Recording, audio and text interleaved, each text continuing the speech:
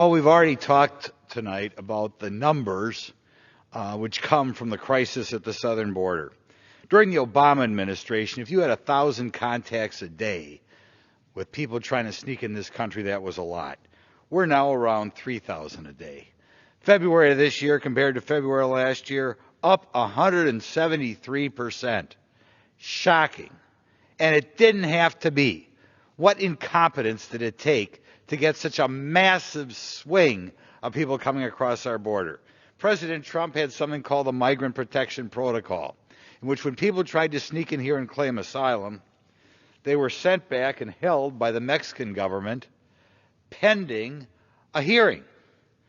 This was a great victory for President Trump. Maybe just because he's President Trump and you don't like him, he had to get rid of the Migrant Protection Protocol. So we're back to the old days. Rather than being held south of the border, waiting to see that you should come here, you're escorted into the United States, turned over to some nonprofit organization, and told disappear somewhere in the United States and show up for a hearing, which you don't show up for.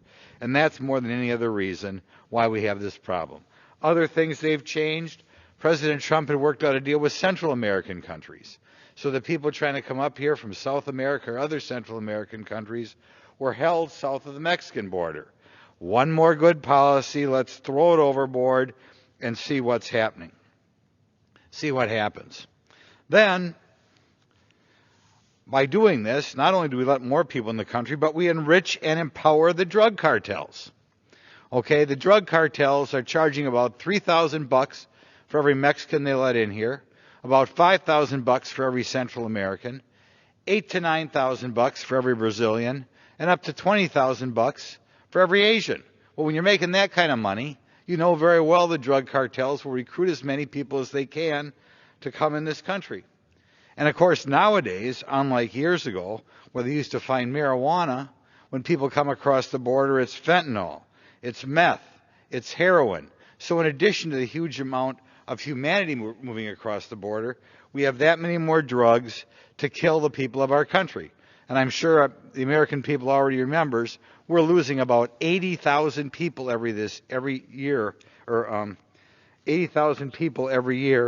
to illegal drug use, so much of which comes across the southern border. As has been mentioned by other speakers, there's an increase in sexual assaults as people try to come across the border and are escorted by the drug cartels. I want to point out that the drug cartels control that southern border. If you try to come here without their approval, you're in big trouble. I'll give you an anecdote from last time I was down there. 3 people tried to escort other people over the border. 2 of them were skinned alive and died. The other was partly skinned alive and told to go back south to Mexico and tell everyone what happens if you try to come across the border without going through the drug cartels. Just as another indication of the huge problem we have at the border, last year, which was an unusually hot year, they found 100 bodies of people in the Tucson sector alone who dehydrated trying to come here. Under President Trump, you know how good it can be. They went from a point where they were letting 100,000 people across the border, which is about 2 years ago, down to, at the time, around December, we were back down to about 10,000 people crossing the border. And they did that with the Migrant Protection Protocol. They did that with dealing with Central America. And they did that by being concerned about the COVID. So, what to do now? I am sometimes asked how the United States got in this mess. And I'm talking about a wide variety of issues. Where would the Founding Fathers say they'd screw up? And until this, I always felt I'd look at the 3 branches of government and say between the legislative, the executive, and the judiciary, our Founding Fathers would have never believed the judiciary could have such a complete lack of respect for the Constitution.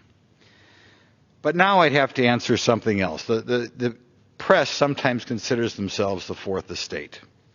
There are rumors right now that the Department of Homeland Security has put a gag order on the Border Patrol agents who always have so many interesting stories down there. So if I think of our Founding Fathers now who wanted a free press, as disappointed as they'd be in our presidents, as disappointed as they'd be in our Congress, as super disappointed as our Founding Fathers would be in our judicial branch, I think the area they'd be most disappointed is in the Fourth Estate. The bootlicking sycophants of the Fourth Estate. Just horrible. These toadies are ruining the country. Wake up! Insist on being able to talk to the Border Patrol. Get down to the Border Patrol and find out exactly what's going on. So my final plea tonight is for the press corps to wake up, get at the southern border, and report what's really going on down there. Thank you.